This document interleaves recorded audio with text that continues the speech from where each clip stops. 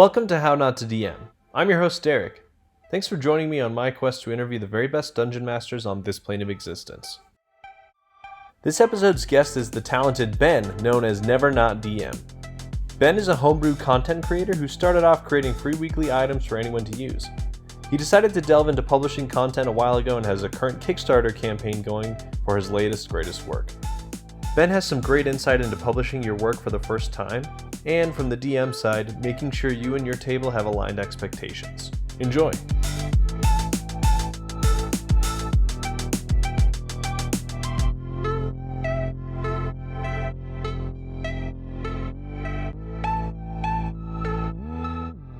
So, hi everybody. My name is NeverNotDM, also known as Ben, and I'm a content creator for Dungeons & Dragons 5th edition. I got into D&D actually in college, mostly by accident. I had been a professional Magic the Gathering player, or I say professional, but using air quotes. I traveled across the country playing Magic the Gathering and had some success for about a year and a half in college, but the grind got to be too much and I decided to take a step back. I was working at Barnes & Noble part-time during the summer. I was pretty lonely. Most of my friends were professional Magic players or, tournament grinders like me, and I wasn't getting to see them as much because I wasn't going to these tournaments. So while I was working at Barnes & Noble, this girl came in. She said she was looking for a Dungeons & Dragons book. I helped her find it. I asked her some questions because I'd always been kind of interested in Dungeons & Dragons, though I never played. And she said she was a part of my college's gaming group. And I sold her the Dungeons & Dragons book. I thanked her for her time. And then I went back and told my girlfriend about the day. And she said, well, you should join that Dungeons & Dragons group. You're looking for some new friends. This seems like a great way to do it. So I decided to join. And funnily enough, that girl, her name was Emma, actually was my first dungeon master, completely coincidentally. So it was her first time DMing and my first time playing. And after 2 sessions, not only did I love Dungeons & Dragons, but that I wanted to be a DM. And that was the role that I wanted to take. So since that time, I've always been the dungeon master since then. So hence the name NeverNotDM. Yeah, so that's a really cool story, actually. You sold her the book and then she was your DM. Yeah, completely coincidence that there were tons of different campaigns being offered in the club, and I just happened to choose that one to be a part of. And I showed up the first day of the campaign. There was a study room, there were 6 other people there, and I was like, I recognize this girl, Emma, right? We met at Barnes & Noble. She was like, Ben? It was very weird. It was kind of a surreal moment. I love that. All right, so you kind of alluded to the fact that you switched to being a DM really quickly. What was your very first DMing experience like? What kind of adventure did you run? So my very first DMing experience was running a one-shot that inevitably turned into a 2-shot in a homebrewed world that I was creating. I wanted to set up some lore and some background for the campaign that I wanted to run, so I decided to just run a one-shot. And it went okay. I learned a lot of lessons about balancing and about how to build a one-shot and how to build encounters. I created this super amazing, incredibly cool encounter with a warlock up in the tower. And then I had a Gloomstalker Ranger from a player who loved to min-max. And he one-shotted, dealt over 100 points of damage at level 9 to my warlock NPC through mage armor and shield. I might add, over 100 points of damage, and this amazing boss encounter that I created never happened. So I learned about, how to improv, how to fly by the seat of my pants, and how to balance encounters. So while I think it was a success, everybody had fun, and at the end of the day, that's what matters. It was definitely a big learning experience for me as a first-time DM to try to run this really ambitious castle heist one-shot. It ended up going for 12 hours. It was not a one-shot. It was more like a 3.5 shot. And that sounds like a real baptism by fire to have a min-maxer just destroy your boss at the end of it, too. Yeah. I actually don't personally have a problem with min-maxing players. A lot of my players like to min-max, and I'm okay with that. They're good role players as well. But It was definitely a wake-up experience for me that I need to design to the players that I have and not to the imaginary players in my head. Mm-hmm. Valuable lesson. That kind of leads right into our next topic, which is what are some of the worst mistakes you've made as a DM, and what lessons did you learn? I would say one of the worst mistakes I made as a DM was during this quest arc. One of the players had actually been kidnapped by a necromancer who had been harassing the party across 2 arcs. This necromancer had been a pretty big bad for the party. And then during the siege of a small town, she actually captured one of the party members and took them to a volcano lair in the mountains. And so the party is going to rescue them. And while they're rescuing them, I have various wilderness challenges for them to face. And at one point, one of them rolls really poorly on survival, splits the party, goes off on their own. And I had planned that the party would like find this cave and there would be a bunch of phase spiders in it, which are terrifying enemies and a really good challenge for a pretty powerful level 6 party. So they have the phase spider, but he's the only one there. So of course he gets captured. And then the party's like, well, now we have to track him and find him and rescue him before the phase spiders eat him. And they're on this major time clock. So the party is like, well, we should just leave him. And I'm thinking in my head, why did I do this? I created this encounter that this one character could not possibly win. There's no way that this character with the tools that they had was going to be able to get away from 6 phase spiders. They were just going to surprise attack them all to death. And this character was then going to be trapped and the party was probably going to be forced to leave them. So I used my tool, which I think DMs don't use quite enough, but you don't want to overuse it, the DM retcon. I said, because that was where we ended the session. We ended with him in prison, the rest of the party being like, oh my God, we've got to go find him. They obviously, since they were there, knew where he was, but his characters, they didn't. Right. And I just said, okay, we're slipping that. You guys had an NPC guide. He went there, he's gone. And now you guys don't have to feel like you need to chase through the wilderness in the middle of the night to try to find your ally, only to then get attacked by phase spiders and play what was not really going to be a very fun encounter.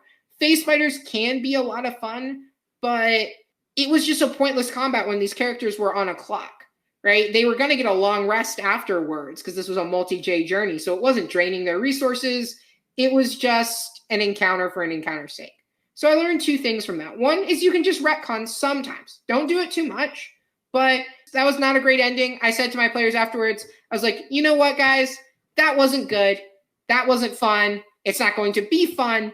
That didn't happen. The NPC went that direction instead, and your guide NPC has disappeared. What do you guys want to do now?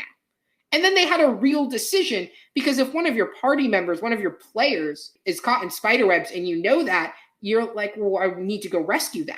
Or even if one of your players, because then they can't play. This is in the middle of a wilderness. We're not going to be able to introduce a new character super easily. So they're like, well, we need to go get him. But instead, now they actually had a choice. Do we go after and try to save the NPC?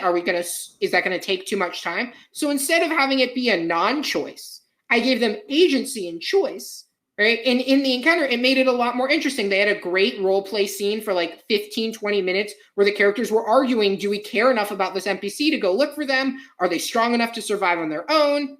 That kind of thing. So you can retcon. And also, don't just throw random encounters at your party for random encounters' sake, especially if it's going to drain their resources. That's a different thing.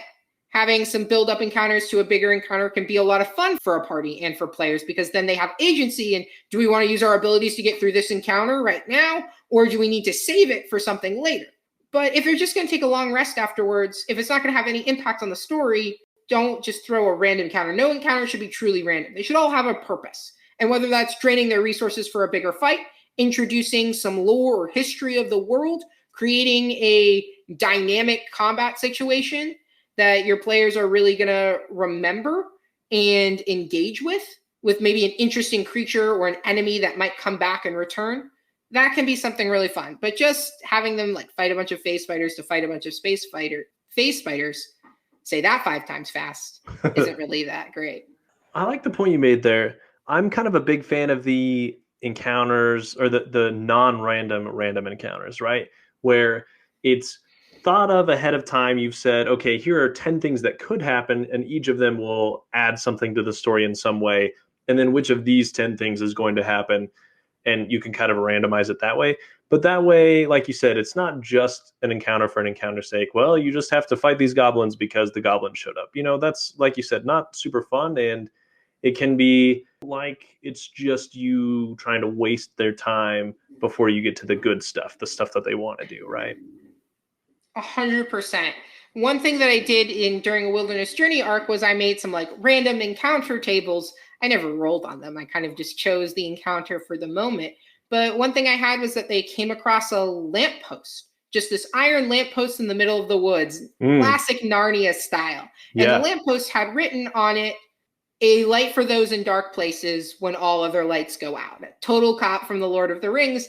And they decided to spend the night by the lamppost. And when they did, I gave one of them like this kind of semi-prophetic dream. And then when they woke up, they had gotten a small boon.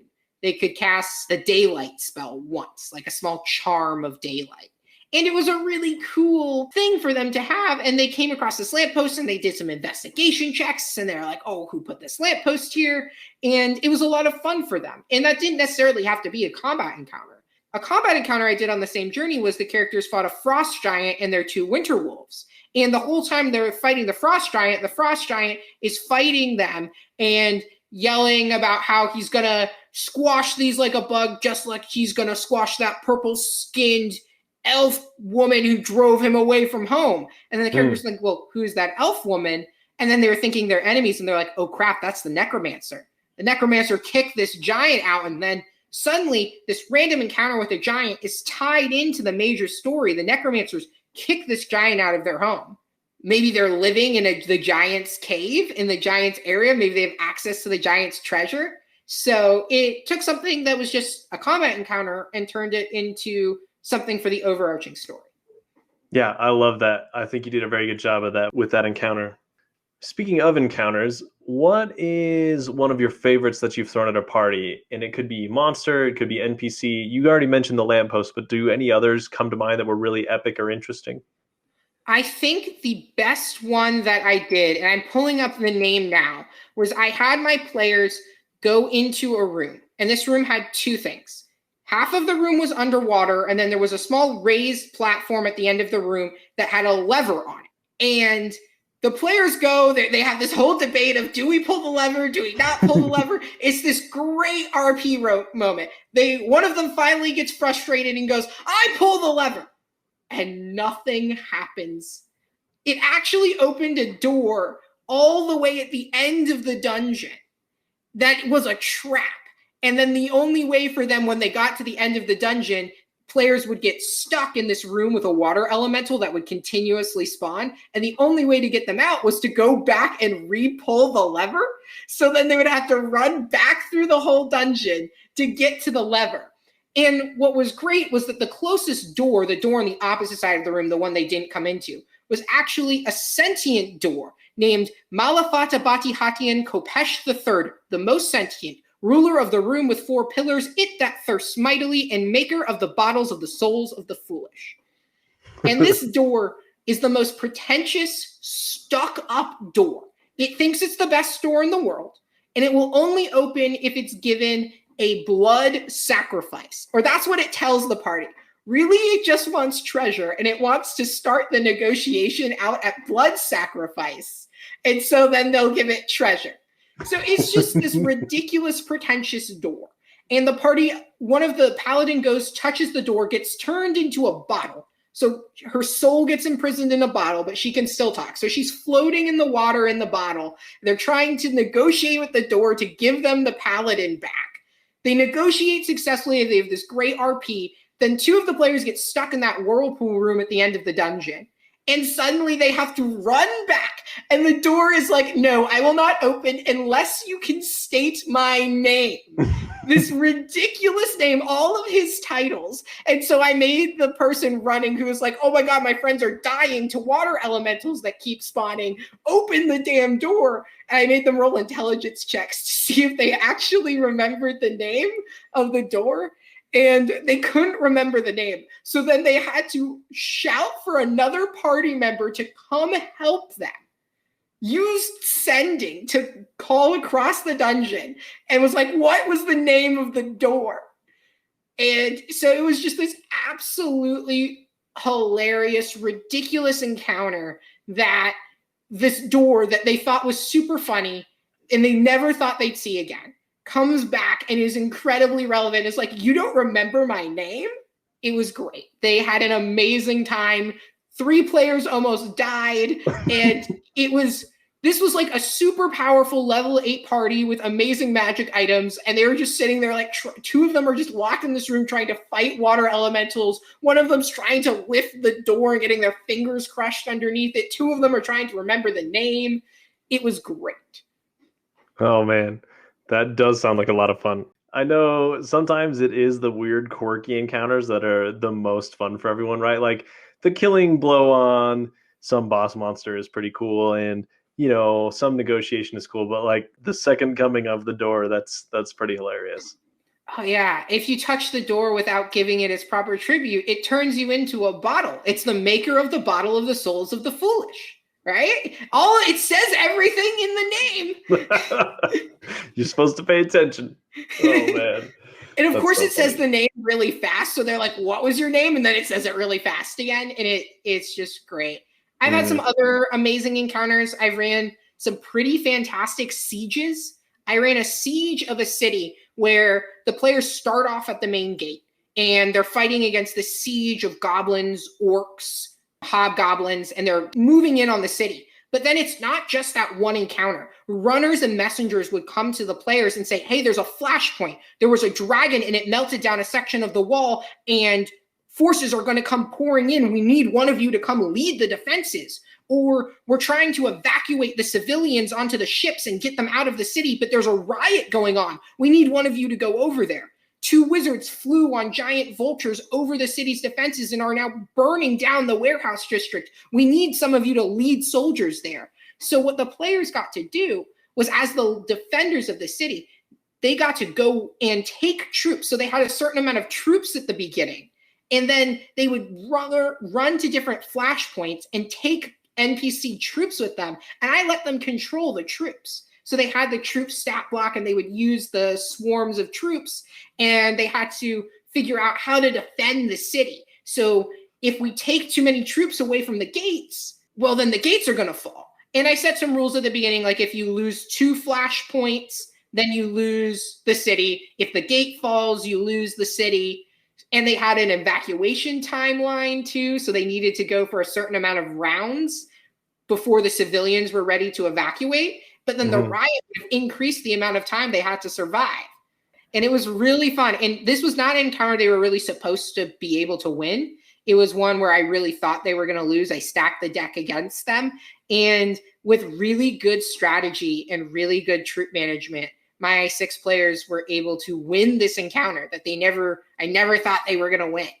And it was just a super cool thing. They had so much fun organizing troops and being leaders. That is really cool. It's almost like a game within a game to kind of make stuff like that happen. I love it when you can think of kind of like mini games with certain rules of engagement and criteria for success. So the next question is, what is one of your favorite memories of improvisation or role play or something like that from one of your games? So, those were kind of more planned encounters that you talked about. So how about the other side of the coin? What's something that you just had to pull out of nowhere that really worked out really well for your game? So in one of the major cities that I had, my players were investigating a string of disappearance of various escorts throughout the city. There were a bunch of escorts who were going missing in the Undercity, and there was an organization called the Ebon Hand, and they were causing all kinds of problems in the city, and there were gang wars going on. So the party was basically neck deep in all this political drama, and they were recruited in the middle of all this drama by the ambassador from a vampire empire. And these 2 countries, the one that they were currently in and the vampiric empire, had recently been at war about 5 years ago. It was a very, very bloody war that ended with the human empire being victorious, they pushed the vampiric invaders back behind the river. And it was a pretty crushing defeat for the Empire Immortal. And so the ambassador of the Empire Immortal is in the city, and her name is Cassia Immortalia. And the players are recruited by her to participate in games for her amusement. She loves watching the arena in the city, loves the bloodshed, the violence, the strategy. So she recruits them because she finds them interesting. And so they go, they do these encounters, and then they go back and they ask her for information because she's an ambassador in the city. She knows a lot. Mm-hmm. And at one point, one of my players is talking to her, and Cassia finds her really intriguing. Off the cuff, these characters the NPC and the player start flirting, and I'm like, well, she would definitely be interested in this. And it's kind of off the cuff. We kind of plot this narrative. They end up like going on a dinner and having a nice time. So this character that I didn't think would have like any potential for romantic involvement, like my thing was they're single, ended up creating this really cool role play moment where one of these characters, who was like this stiff, upright paladin, was questioning themselves because they were like, this vampire NPC is super cool and I'm definitely into her. So I created this really cool dimension of roleplay. They ended up actually dating, and during one of the encounters, the vampire girlfriend shows up through like a teleportation portal in the middle of a battle and helps save them, and all of the players are like, woo, they're back together. And that was really all off the seat of my pants, was role-playing all of that. I didn't plan any of that dialogue or anything. And it kind of just happened between this character and this NPC. Now, I do want to say, for all those DMs out there, I had made sure and talked with my players, are you okay with NPC-PC romance, PC-PC romance? Like, are we okay with this? And they had all agreed they're all okay with PC-NPC romance. So, especially this one player. So it was a lot of fun. But just make sure that your party is okay with that. Yeah, that's a great point. I know a few of my guests have brought up consent in gaming and making sure that it's okay with your party, especially sensitive topics like this. You just want to make sure that you're not crossing any lines for anybody. So good on you to make sure that they're okay with that. So let's make a jump now to the creator side of you. And obviously DMing is creation, but I really want to dig into the content that you've created. How did you decide from making the jump from Magic the Gathering to DMing, and then from DMing to, I really like designing these characters, these subclasses, all this stuff, and I want to start sharing it with people? Walk us through that journey. So, like many DMs, I was putting a lot of work into my campaigns. And the thing that really I first started sharing with the world was magic items. I love magic items. I'm a huge fan of them. My players will tell you I'm a very generous god when it comes to magic items. I love giving them really cool, fun magic items that not necessarily are just great in combat, but also give them role play potential. So I was making a lot of really cool magic items. In Magic the Gathering, there are these equipments called the swords.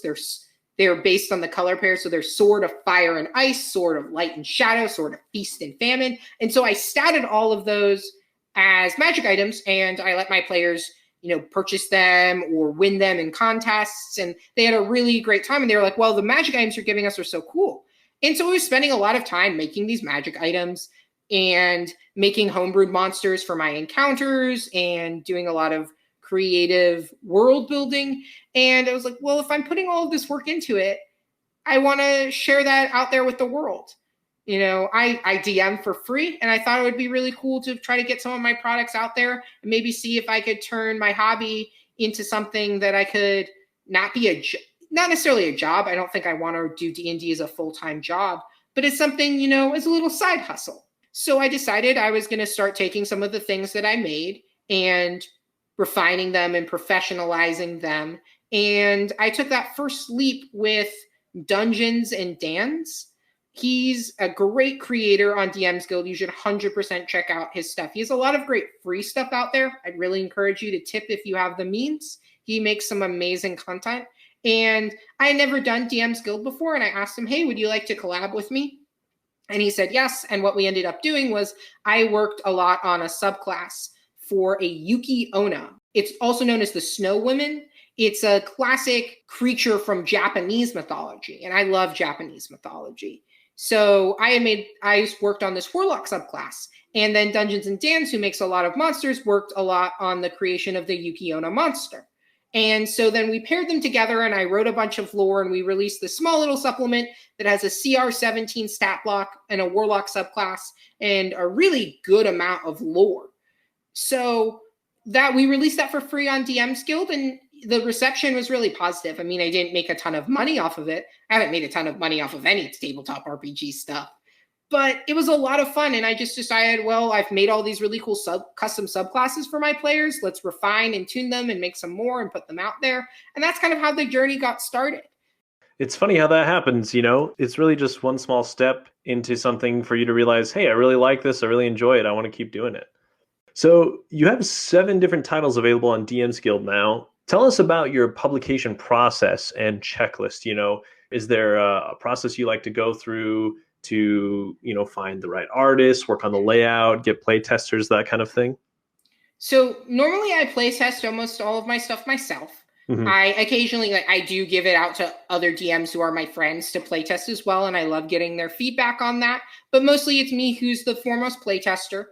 At first, I was doing all of my own writing and editing and layout, but I rapidly realized I'm the ideas guy. I write the lore, I make the stat blocks, I come up with the concept. I'm a horrible editor. And I will drive myself crazy doing layout. I can do it. I have some pretty decent GM binder skills and working knowledge of HTML, but I'm not an expert by any means. And I got tired of beating my head against the wall. And so what I decided to do was I decided to find other artists and creators. I'm in the DM's Guild Creative Discord, and that's a great place to find people. I've also just met a lot of people on Twitter for really small releases where it's either free or I'm charging like only $1, $1.95, something I'm not expecting to make a lot of money on at all. Sometimes what I'll do is I've had some people on Twitter who volunteered to edit for me. These are really small things, like 500 to 1,000 words. Very couple small. Pages. Yeah, and I'll maybe a page, page and a half, and I'll give them a free copy of the product for editing, you know, for these smaller things. For bigger stuff, I usually hire an editor and I give them a percentage of the royalties. I would love to be able to do flat payments. That would be a dream.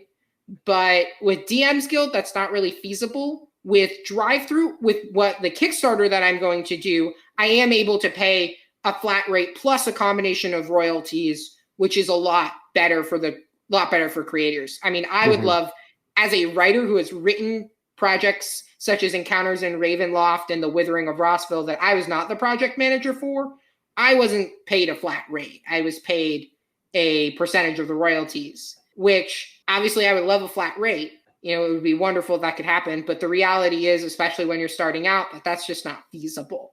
Even the best-selling ones don't make an outrageous amount of money. And so paying someone a flat rate is really hard. And that gets into art. Art is so difficult. This is the hardest part of the creation process. We as tabletop RPG gamers, we expect a high standard of art in our products. This goes for indie RPGs to full-on D&D 5e fanatics. We expect a high quality of art. And art is so much more expensive than words. Astronomically more expensive. And that's why you see a lot of D&D stuff go through Kickstarter, is because that's one of the few ways that you can afford to pay for enough high-quality art. So if you're not using Kickstarter, I would encourage you to use stock art options. If you can't do your own art, which I can't, I use stock art options.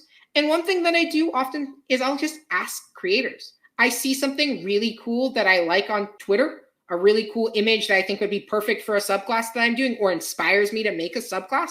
I'll ask the artist, you know, hey, can I use this in my DM's Guild product? And in exchange, I'll give you a percentage of the royalties, maybe 5%, 10%, depends on if I'm using it on the cover as the cover or not.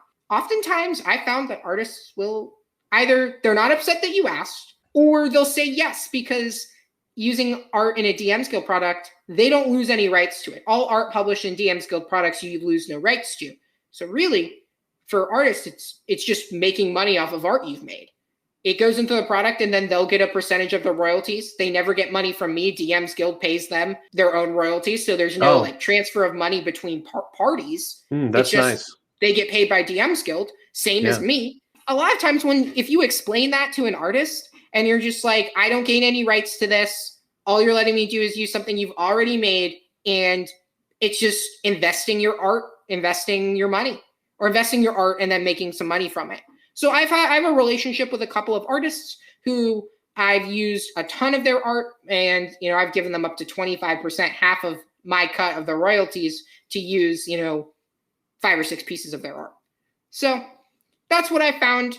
If you're going to try to go for the DM's Guild route with art, you got to keep those commissions low. It's really hard to commission artwork at a fair price for artists. And that's why the Kickstarter route, I feel like, is a lot more feasible. Yeah, let's go ahead and segue to the Kickstarter stuff then. So you mentioned a little bit earlier that your latest project is called Professor Gilroy's Guide to Fae, and that's your Kickstarter that is launching soon. So give us some ideas about what to expect from that, where the idea came from, and then how soon do you hope to launch it? Professor Gilroy's Guide to Fae will be live when you guys are listening to this. You guys should definitely check it out on Kickstarter/Professor Gilroy's Guide to Fae. It is a collection of 50 creatures inspired by Celtic and Slavic mythology. So I'm a big fan of Celtic mythology. I'm Irish myself. So, I got told a lot of Irish folktales as a kid, from different books that my parents would read. And I've always been really enamored with the lore and the mythology of the Celts.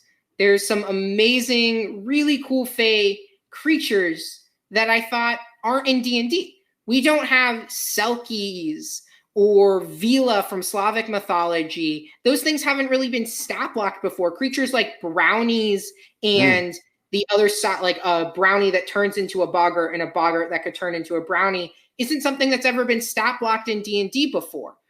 Creatures like the Ore, the Four Winds, or the Wandering Man, or even things like Grindylow.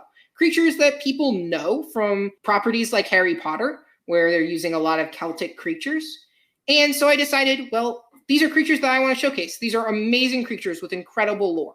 And so what Professor Gilroy's Guide is it's taking 50 of these amazing creatures, and it's pairing it with a field guide style art. So that's going to be black and white sketchbook style, which I am a huge sucker for. I think it's absolutely beautiful.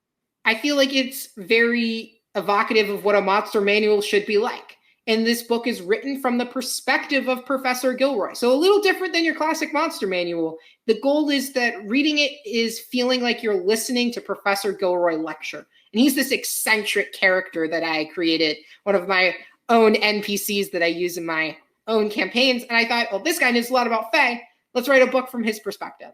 And so every monster stat block in the book is going to not just have beautiful art, detailed lore, and interesting mechanical stat blocks. I'm also including 6 encounter hooks and monster tactics for every creature. And the goal of this is for you to be able to take these creatures and put them into your games incredibly easily.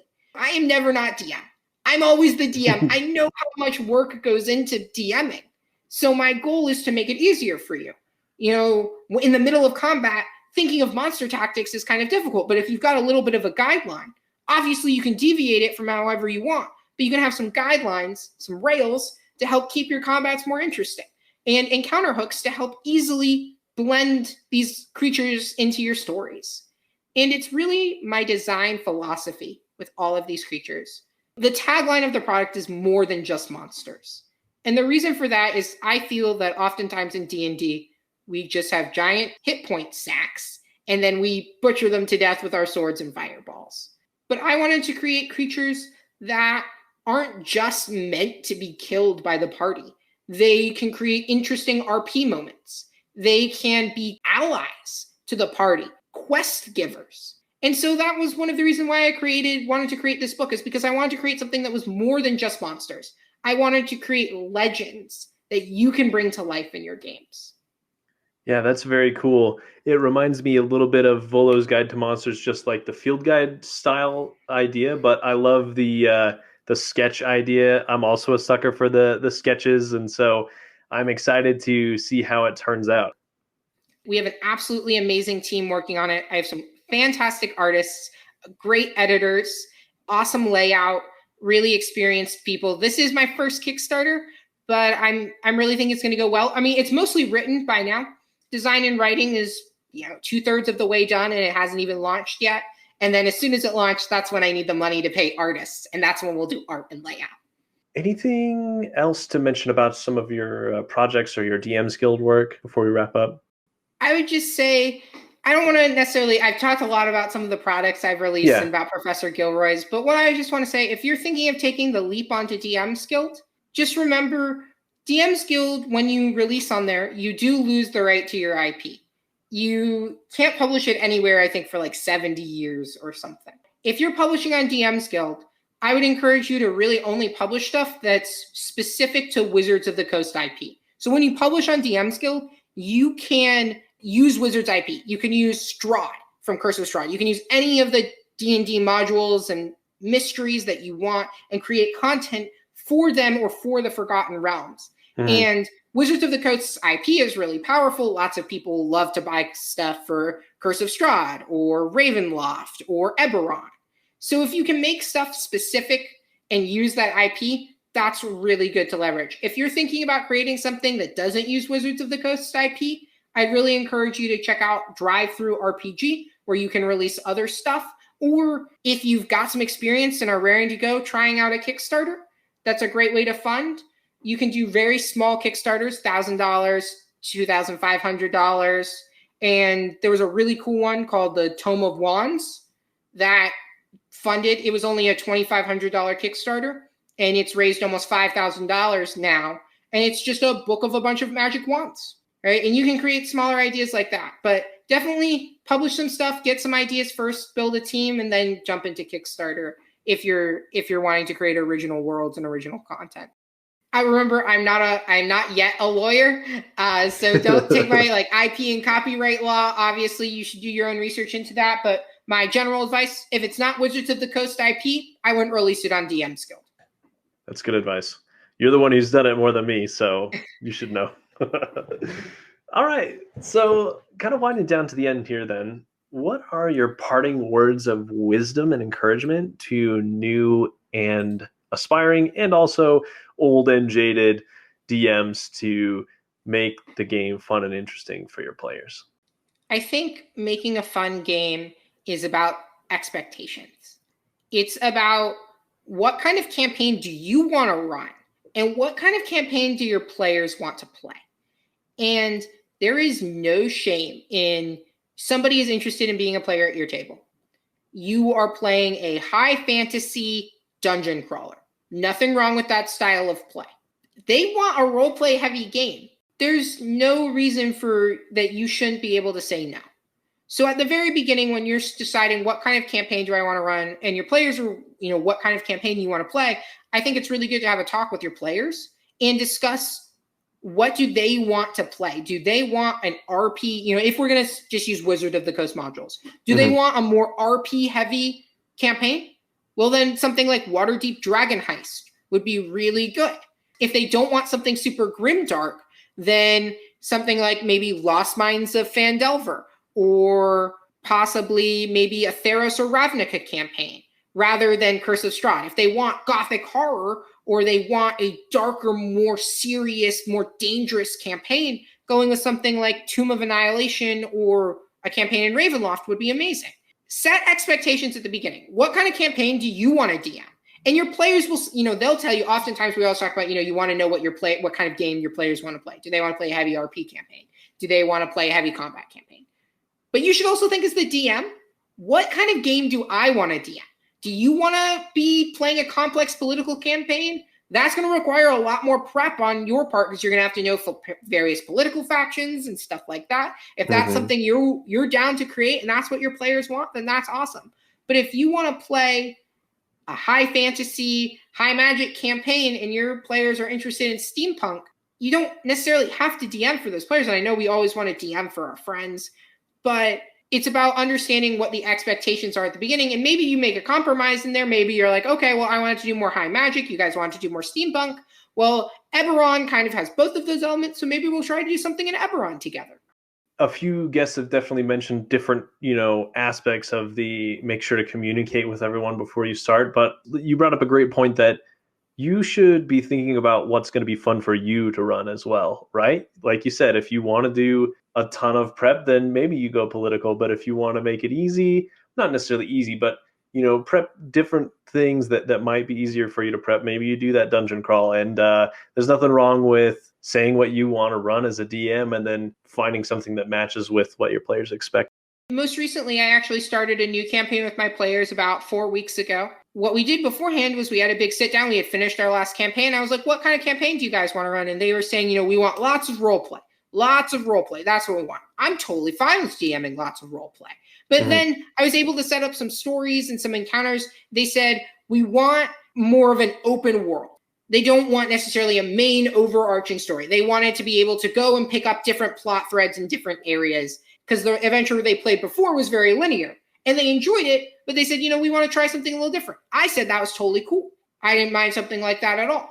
So that's what, we did. We had those expectations, those talks, and so far my players are absolutely loving the campaign. Yeah, that's all it takes, a little communication. So we've talked about your Kickstarter that's coming out, and we've talked about some of the stuff that you've built for DM's Guild. Where can listeners find your work and interact with you on social media? You can find me almost exclusively on Twitter. I'm at NeverNotDM, or on Reddit at u/NeverNotDM. I post a lot of stuff on the Unearthed Arcana subreddit, so you can find me there. I'm pretty active on that. And if you're looking to support me, well, obviously, you can back my Kickstarter. It's going to be awesome, y'all. I promise. Or you guys can check out my work on DM's Guild. There's a link in my Twitter bio, or on DM's Guild. You can search NeverNotDM, and you'll find all of the work that I've created. I have some awesome stuff that I've written for Ravenloft, a lot of interesting and dynamic subclasses, and some cool different supplements with magic items in them.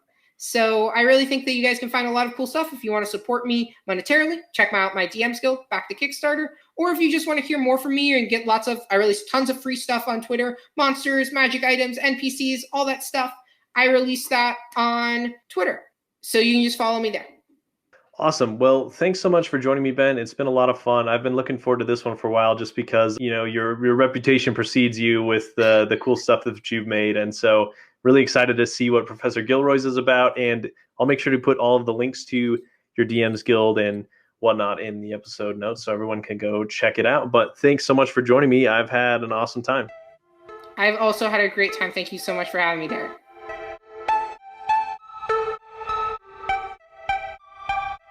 Thanks for listening to How Not to DM. A couple of quick announcements, and then we'll get to our featured DM war story of the week. If you have any questions for past guests on my show, join my Discord server. It's a great place to start a conversation about running the game with a lot of knowledgeable people.